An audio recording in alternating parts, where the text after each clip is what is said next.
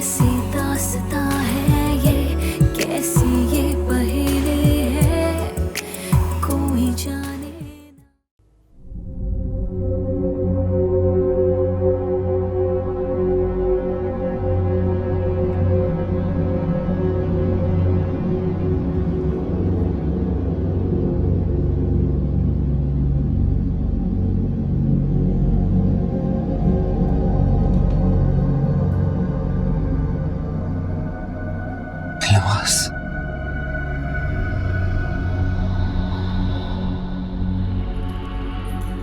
साहिब, तुम ठीक हो? ठीक हूँ, बस कह दो साहिब। तुम बिल्कुल फिक्र नहीं करो। मैंने सब सीख लिया कि जिन्नात को कैसे काबू में करते हैं। 40 दिन तक सूरज जिन पड़नी है, खाने पीने का परहेज, और मैंने ये भी सीख लिया कि आसार कैसे खींचा जाता है। तो तुम्हें बहुत जल्द आजाद करा लूंगा। तुम्हें बस हिम्मत नहीं हारनी, ठीक है? आप ऐसा कुछ नहीं करेंगे साहिब। इस अमल के बहुत खतरनाक नताइज निकल सकते हैं और ये बगैर किसी इजाजत के किया भी नहीं जाता। इजाजत कैसे? जन्नात को काबू करने के दो ही तरीके होते हैं, एक नूरानी और एक सिफली। दोनों ही अमल के नताइज बहुत खतरनाक है साहिब, इसमें जान भी जा सकती है। तुम्हारे बगैर मैं जी के क्या करूंगी दिलनवाज? लेकिन साहिब, ये अमल किसी की इजाजत किसी पहुंचे हुए बुजुर्ग की निगरानी में किया जाता है। हजरत बीबी के वालिद साहब बहुत नेक आमिल थे, उन्होंने उनकी निगरानी में मुझे काबू किया था। इसके बगैर ये सरासर खुदकुशी है साहिब। हमारे पास और कोई रास्ता नहीं है। साहिब सब्र कर लो, थोड़ा सा सब्र कर लो। आपको मेरी कसम है, आप जल्दबाजी में ऐसा कोई कदम नहीं उठाएंगे। आपको मेरी कसम है, मुझे पूरा यकीन है अल्लाह पे, हमें एक कर देगा, वो हमारी मदद करेगा साहिब। मैं नहीं रह सकता तुम्हारे बगैर, नहीं होगा सब्र मुझसे। मेरी बात को समझने की कोशिश करो। इधर देखो, भीतर देखो। ऐसा कुछ नहीं करो, क्या वादा करो मुझसे, वादा करो। ठीक है, वादा करता हूँ जैसा तुम कहोगी मैं बिल्कुल वैसा करूंगा। कुछ नहीं करूंगा तुम्हें बगैर बताए। अरे बेटा, मैं हर कदम उठाने को तैयार हूँ। तुम मुझे बताओ तो सही, मुझे क्या करना है? तुम्हारी बातों से तो साफ लग रहा है कि मेरे बेटे के दिल पर किसी जिनजादी का असर है, तभी तो तुम्हें वजदान मिला है। और मुझे पूरा यकीन है तुम ही मेरे बेटे को बचा सकती हो, तुम ही उसकी हमदर्द हो। लेकिन आंटी, आपको ये काम तो करना ही पड़ेगा ना। आप वो धागा फवाद के हाथ पे बांध दीजिएगा। मुझे पूरा यकीन है कि सब कुछ बिल्कुल ठीक हो जाएगा। इंशाल्लाह बेटा। अभी तो मैं घर में अकेली हूँ, फवाद के अब्बू आते हैं तो मैं तुम्हारी तरफ आती हूँ बेटा लेने के लिए। किरण, आई अम्मी। रशीदा आंटी, मैं आपको बाद में कॉल करूंगी। मैं नहीं चाहती कि इस बारे में अम्मी को कुछ भी पता चले। आपको तो पता है वरना वो कितना शोर मचाएंगे। हाँ हाँ बेटा, मैं समझ गई हूँ, तुम फिक्र नहीं करो। मैं तुम्हें टेलीफोन करके आऊंगी। खुदा हाफिज। अल्लाह हाफिज।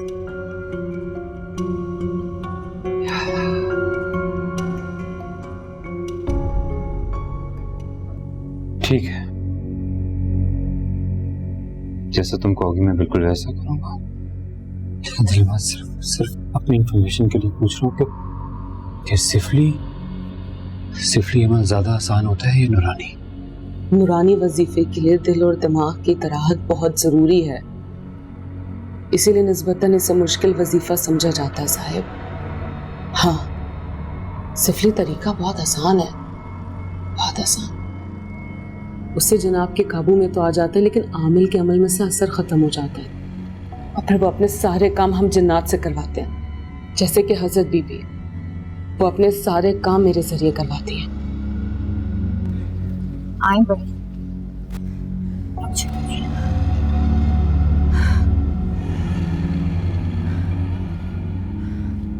बंद करो।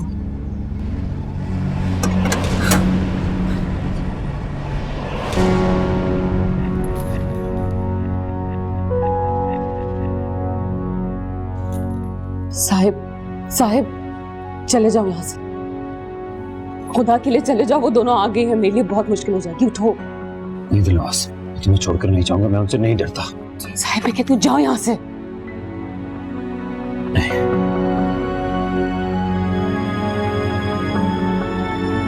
साहिब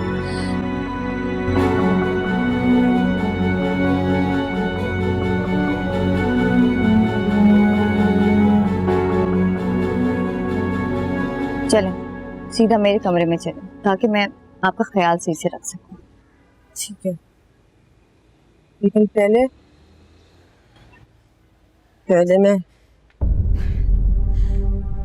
मैं नवाज को देख लें।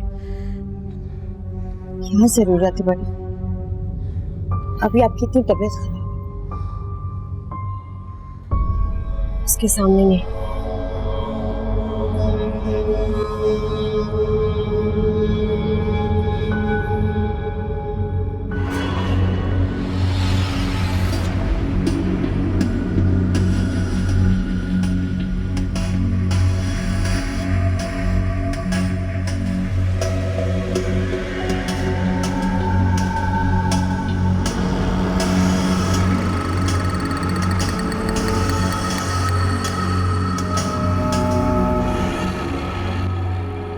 कैसी तबीयत है हज़रत बीवी? फिक्र मत करो, मरी नहीं हूं, इतनी जल्दी मरूंगी भी नहीं, और मरूंगी तो तुम्हारा बंदोबस्त करके मरूंगी। मुझे तो ऐसा रहने दे बड़ी, आपकी तबीयत ठीक नहीं है, बाद में बात करें। कर लूंगी बाद में।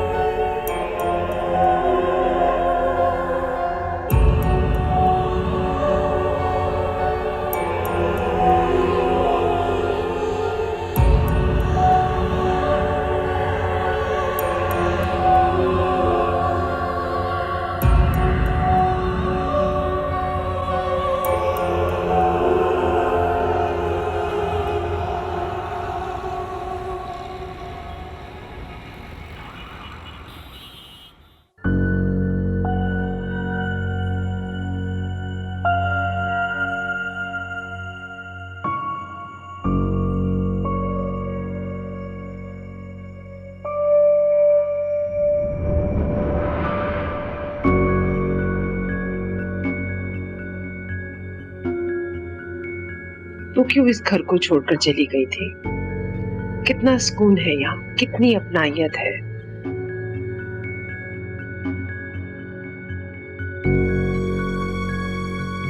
वाकई भाई, बड़ा बंगला, बैंक बैलेंस, ये सब कुछ नहीं होता। इंसान के लिए दिल का सुकून सबसे ज्यादा जरूरी है।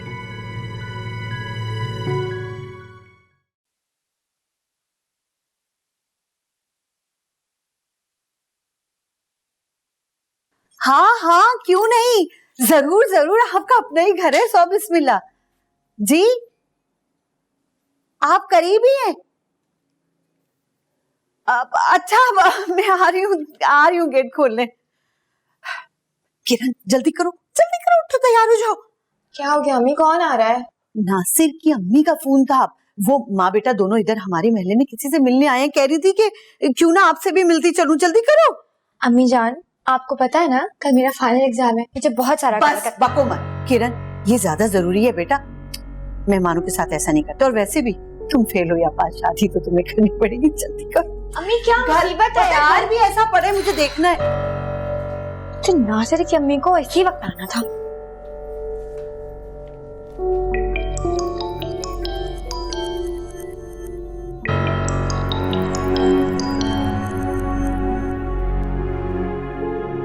हेलो, अस्सलाम वालेकुम आंटी, आप आ गई? हाँ बेटा, मैं इस वक्त घर में हूँ, आ जाओ।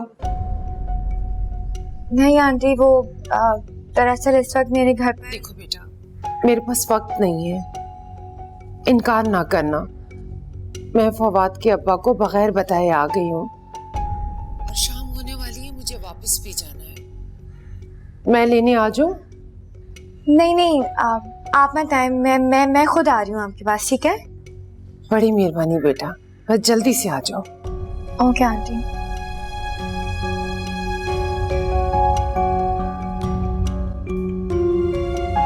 गर्मी बहुत है ना बाहर। बहुत गर्मी है, उफ, घर से निकलना कयामत हो जाती है। मुझे बैठो। हाँ मैं यही सोच रही थी इतनी गर्मी में कैसे आए आप लोग। वैसे माफ कीजिएगा, हम बगैर बताए आ गए। कोई बात नहीं, अच्छा है, इस बहाने आप लोगों से मुलाकात हो गई। सच पूछे तो बहाना ही है, किरण को देखना मकसूद था। वैसे मैंने नासिर को कह दिया है, मेहंदी में 10 दिन रह गए, अब 10 दिन बाद ही दुल्हन से मुलाकात होगी। ठीक कहा। वैसे आंटी किरण घर पर ही है ना? हाँ हाँ घर पे ही है, वो दरअसल चाय बना रही है आप लोगों के लिए। आप बैठे, मैं अभी आती हूँ।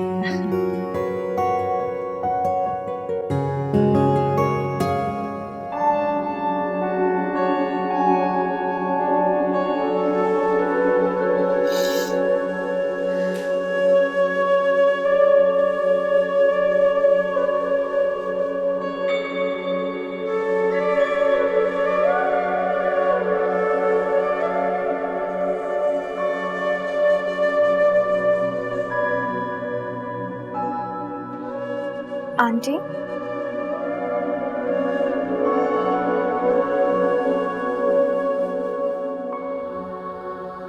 सब कुछ ठीक हो जाएगा, मुझे पूरा यकीन।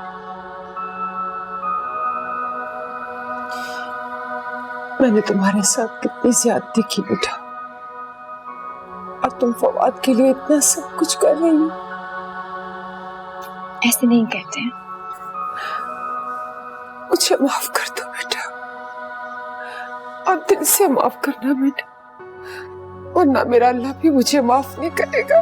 संभालिए खुद को, ऐसी बातें करके। मैंने फवाद के साथ भी बहुत ज्यादती की, और तुम्हारे साथ भी, और आज मेरी जिद का नतीजा है कि मेरा बच्चा उस चुड़ैल के चंगुल में फंस गया। इससे कितनी अजीब सी बातें हैं ना, जो भी आपने मुझे फोन पे बताई। तुम मेरी बात का यकीन करो बेटा, मैंने खुद मारिया का बुरा हाल देखा जो चुड़ैल ने किया। सच कह रही, मुझे माफ कर दो बेटा।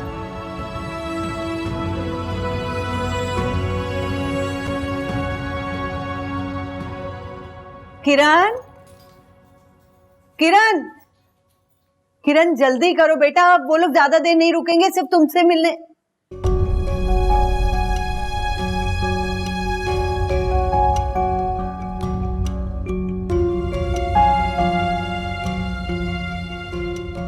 ये गई किधर?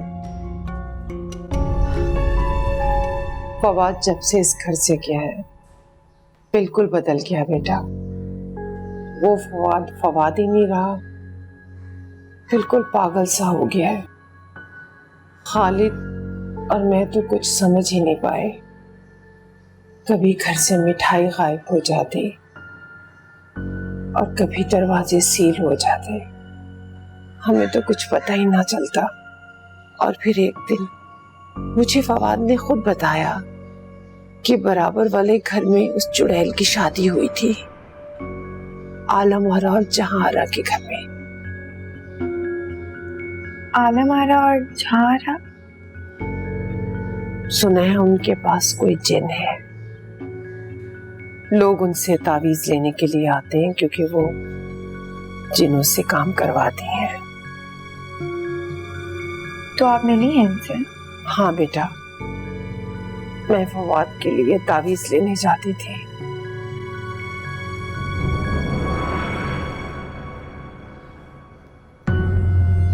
और आज मैं उन सब बातों की तुमसे माफी मांगूंगी। मैं इसलिए भी तावीज लेने जाती थी कि फवाद तुम्हें छोड़कर नई जिंदगी शुरू करे और मारिया से शादी कर ले।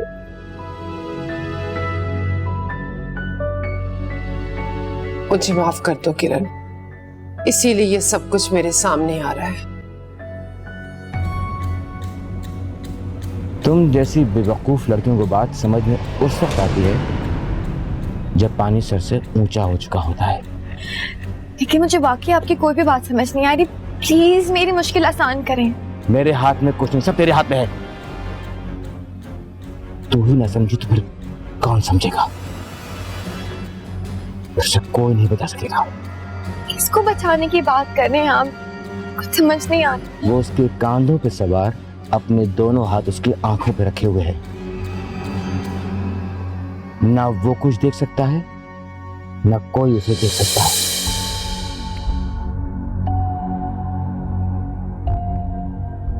मैं बिल्कुल अकेली हो गई हूँ बेटा। खालिक तो मेरी बातों पे ध्यान ही नहीं देते। आज तुमसे बात करके मेरा दिल हल्का हो गया। तुमने मेरी बातों का बुरा तो नहीं मनाया ना बेटा? तुम्हें तो खुद बाबा जी आए थे ना ख्वाब में। मुझे आपकी एक एक बात का भरोसा है। जो भी बातें आपने मुझे बताई है ना, वो बाबा मुझे पहले ही बता चुके थे। आंटी, फवाद पर वाकई किसी औरत जिन का साया है। अब क्या होगा बेटा? मेरे फवाद का क्या होगा? मुझे कुछ समझ में नहीं आ रहा। क्या करें हम? कैसे करें? बेटा अब तुम ही फवाद की कोई मदद करो।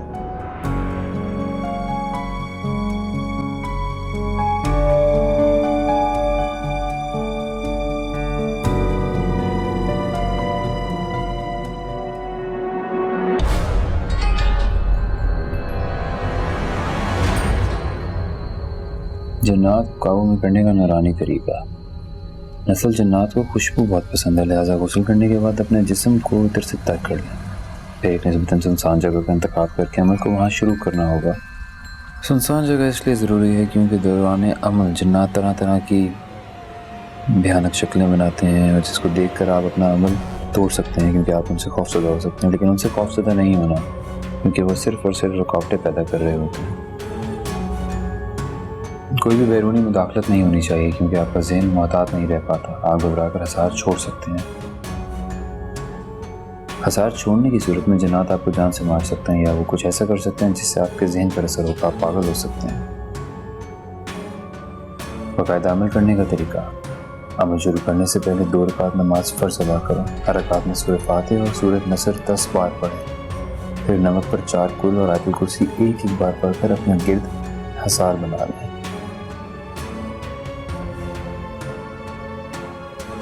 अमल देखने में तो इतना मुश्किल नहीं लग रहा, लेकिन आज रात 12 बजे ही शुरू करूंगा।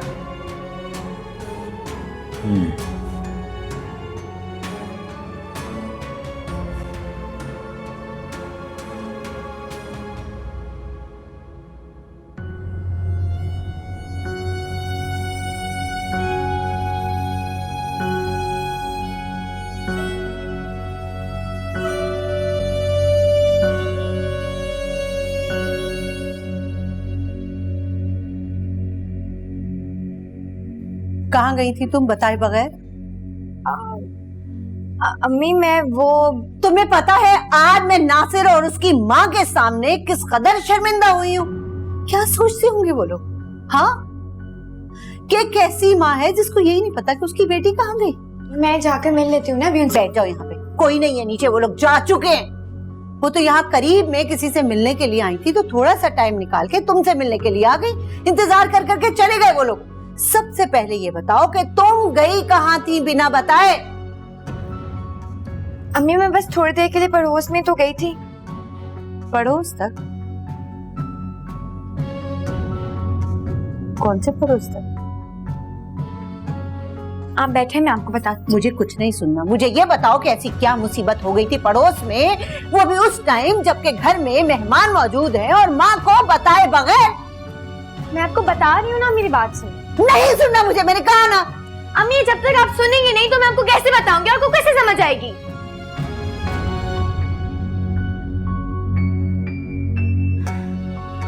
बैठे आप। कैसे समझाऊं मैं अम्मी आपको?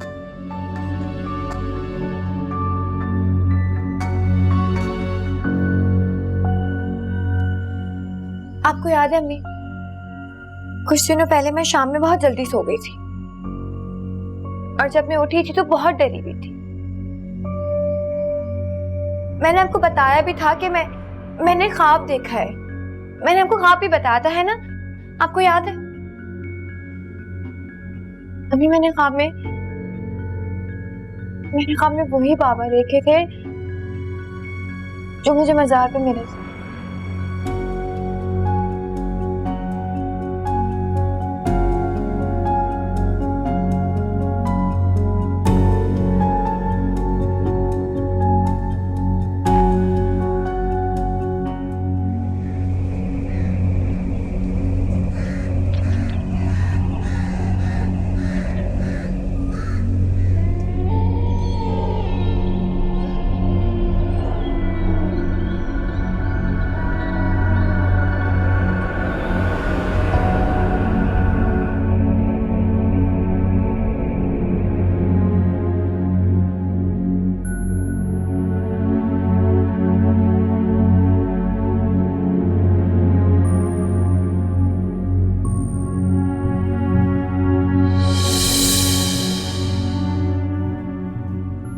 फवाद तो आजकल मुझसे ऐसे उखड़ा रहता है, सीधे मुंह मुझसे बात ही नहीं करता। अब मुझे ये समझ में नहीं आ रहा, तुमसे धागा तो ले लिया बेटा, उसके हाथ पे बांधूंगी कैसे? आप मुझे एक बात बताएं, जब फवाद ने आपको ये बताया कि उसकी शादी एक जन से हुई है तो आपका क्या रिएक्शन था? मुझे कुछ समझ में नहीं आ रहा था, मेरा दिमाग तो बिल्कुल माउफ हो गया था। मैं तो यही समझी ना कि इसे पागलपन के दौरे पड़ रहे। और ये बात आपने उससे बोल दी तो क्या करती बेटा? नहीं आंटी, आपको फवाद से बहुत तरीके से बात करनी चाहिए थी। मैं उसके नेचर को बहुत अच्छी तरीके से समझती हूँ। अगर उसे एक चीज के लिए मना कर दिया जाए ना, वो उस चीज से चिढ़ जाता है। आप मान लें, अगर वो कहता है ना कि दिलनवाज उसकी बीवी है तो आप ये बात मान लें, बल्कि आप उससे कहें कि आप दिलनवाज से मिलना चाहती हैं। क्या कह रही हो बेटा तुम? मैं बिल्कुल ठीक कह रही हूँ आंटी, मुझ पर भरोसा रखें। मैं वैसे भी साइकोलॉजी पढ़ रही हूँ, इसलिए पता है क्या होगा। फवाद आपसे अपनी बातें शेयर करेगा, अपनी प्रॉब्लम्स को डिस्कस करेगा और आहिस्ता आहिस्ता आपके बहुत करीब हो जाएगा। इससे ना आपको मौका मिल जाएगा कि आप ये धागा उसके हाथ पे बांध दें। सोच तो मैं भी ये रही हूँ बेटा कि जब वो रात को सोए तो उसके हाथ पे धागा बांध दूं, लेकिन वो आजकल कमरे का दरवाजा बंद करके सोता है। फिर भी जो तुम कह रही हो मैं कोशिश करूंगी कि उस पर अमल करूं। अपना बहुत बहुत ख्याल रखिएगा। बहुत बहुत शुक्रिया बेटा तुम्हारा।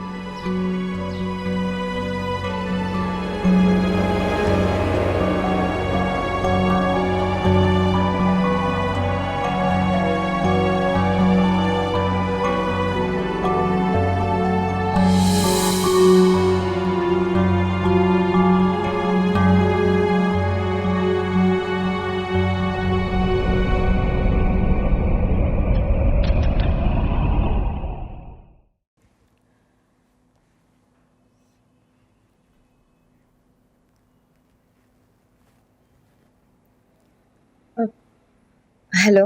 हाँ जहारा, तुम कहाँ हो? तुमने राब्ता ही नहीं किया। आज बड़ी की तबीयत अचानक ही खराब हो गई थी, उन्हें इमरजेंसी में हॉस्पिटल लेके जाना पड़ा। तौसीफ, हमारे पास टाइम बहुत कम है, हमें उन्हें जल्द से जल्द किसी अच्छे डॉक्टर को दिखा देना चाहिए। अच्छा, मैं तो पूरा दिन तुम्हारी कॉल का इंतजार करता रहा। डॉक्टर सादिक से अपॉइंटमेंट तक ले लिया था, लेकिन तुमने कोई राब्ता ही नहीं किया। मैं आपको बता तो रही हूँ कि मैं उन्हें इमरजेंसी में हॉस्पिटल लेके गई। आप ऐसा करें, कल आके रिपोर्ट्स ले जाएं। घर आ जाऊं? हाँ, घर आ जाइए, क्योंकि मैं बड़ी को अकेला नहीं छोड़ सकती। खुदा ना खास्ता अगर उनकी तबीयत दोबारा से बिगड़ गई तो कौन संभालेगा। अच्छा ठीक है, कब तक आऊं? मैं मौका देख के आपको बता दूंगी। मैं नहीं चाहती कि बड़ी को इस बारे में कुछ पता चले, क्योंकि वो किसी डॉक्टर को दिखाना ही नहीं चाहती। वो कहते हैं ख्वाम-ख्वाह पैसे जाया होंगे, जितनी जिंदगी इंसान ने उतनी ही जीनी है। भला ये क्या बात हुई? अगर ऐसा ही होता तो लोग कोशिश करना ही छोड़ दें। अब क्या करूं तौसीफ, रोना ही इसी बात का है कि वो किसी की सुनती नहीं है। अच्छा, मैं तुम्हें कल फोन करूंगी। शायद मैं तुम्हें घर में आने की इजाजत भी ना दे सकूं, इसके लिए पहले से ही माजरत। अरे ऐसी कोई बात नहीं है, मैं तुम्हारे किसी काम तो आया। खुदा के लिए अब आप मुझे शर्मिंदा ना करें। आपने जितना कुछ हमारे लिए किया है वो बहुत कम है, वरना बड़ी ने तो आपको। प्लीज ऐसी बात मत करो। उन्होंने जो कुछ भी किया अपनी सोच के हिसाब से किया। अगर किसी के सोचने का अंदाज मुख्तलिफ है तो उसको गलत कहने का हमें कोई हक नहीं है। अच्छा, अब मैं फोन रखती हूँ, मुझे बड़ी को दवाई देनी है। चलो ठीक है, मैं आता हूँ फिर कल।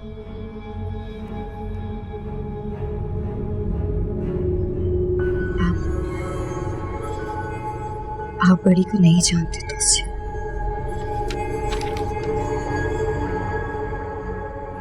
पता नहीं भाई हम किस मुसीबत में फंस गए।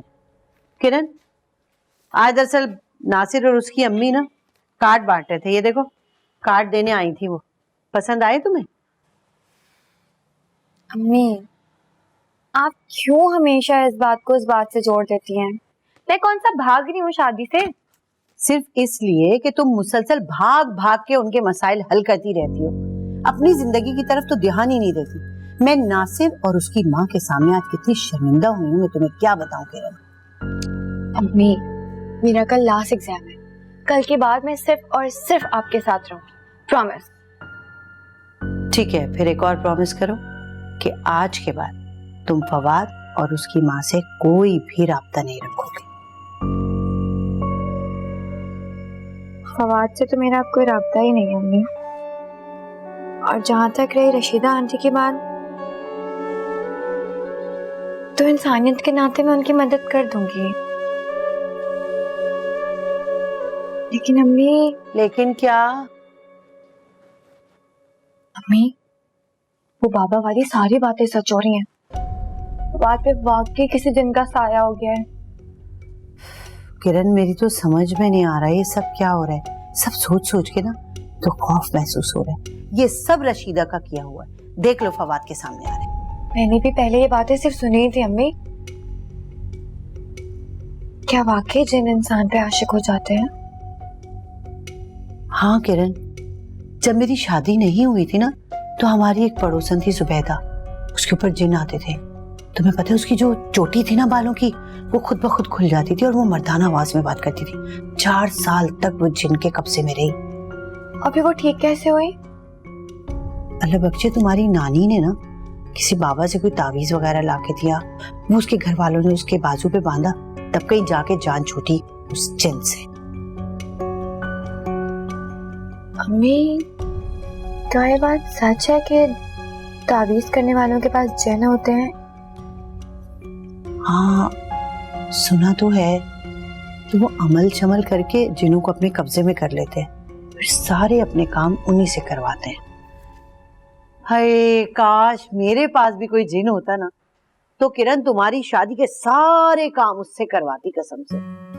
हाय हाय, पता है जैसे जैसे तुम्हारी शादी के दिन करीब आ रहे ना, मेरी तो परेशानी बढ़ती जा रही है।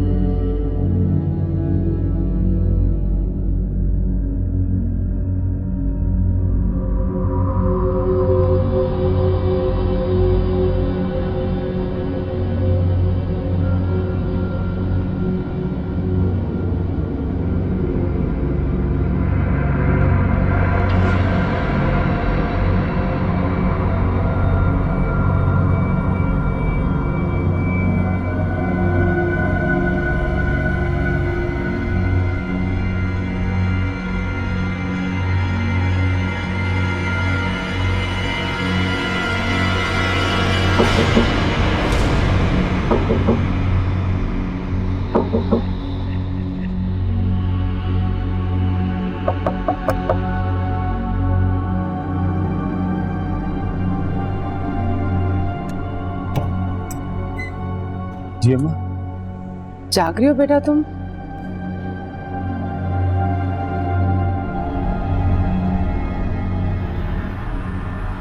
जी, नमाज पढ़ा था। अरे वाह, मेरा बेटा नमाज पढ़ रहा है। बहुत अच्छी बात है।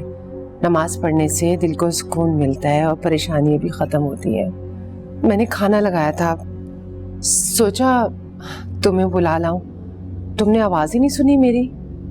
नहीं भूख नहीं है, मैं गया था नीचे, मैंने खा लिया था खाना। आप थी नहीं घर पे तो गर्म करके खुद ही खा लिया।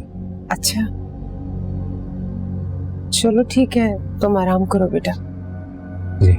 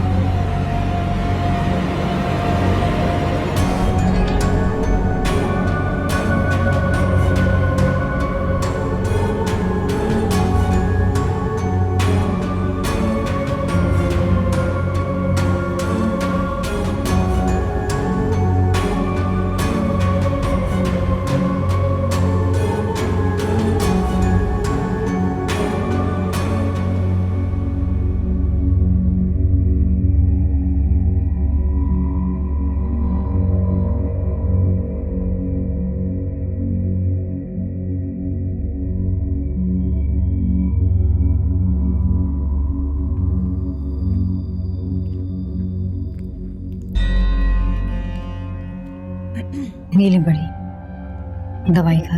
वो कौन सी दवाई है जिससे लेते ही फौरन नींद आ जाती है? मेरे ख्याल से ये नीली वाली है। वो ना देना मुझे। आज तुम्हारे चिल्ले की पहली रात है, आज तो मैंने निगरानी करनी है ना तुम्हारी। लेकिन आपको डॉक्टर ने कहा है। डॉक्टर को ये तो नहीं पता ना कि तुम चिल्ला खींच रही हो। बड़ी मैं खुद संभाल लूंगी। मैंने आपको और अब्बा हुजूर को चिल्ला काटते हुए देखा है। किसी को चिल्ला काटते हुए देखना और खुद चिल्ला खींचने में बहुत बहुत फर्क होता है। और पहली रात तो बहुत मुज़ाहमत होती है, बहुत ही अजीब किस्म की खौफनाक आवाजें आती हैं और उससे भी ज्यादा भयानक तस्वीरें, शक्लें। कभी कभार तो ऐसा होता है छोटी कि पहली रात ही लोग हिम्मत हार जाते हैं। अच्छा बड़ी छोड़े, आप ये दवा खाएं, ये ज्यादा जरूरी है। अच्छा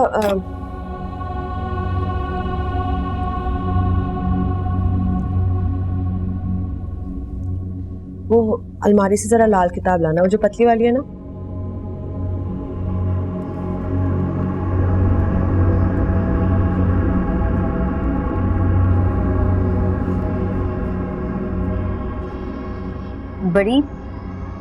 बड़ी यहाँ तो नहीं है। छोटी ठीक तरह से देखो। बड़ी मैंने ठीक से देख लिया है, यहाँ किताब नहीं है। कैसे हो सकता है? 2 दिन पहले मैंने खुद रखी है।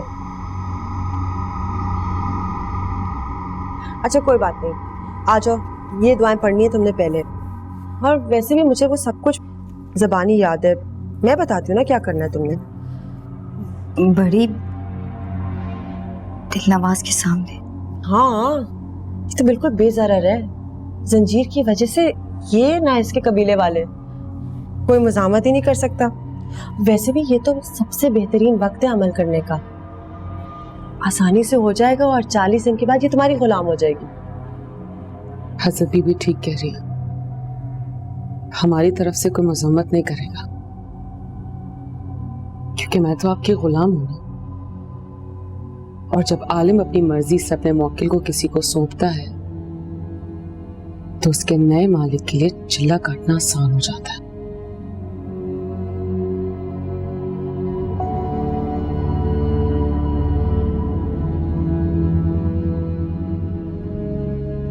ये लो, यहां से शुरू करना।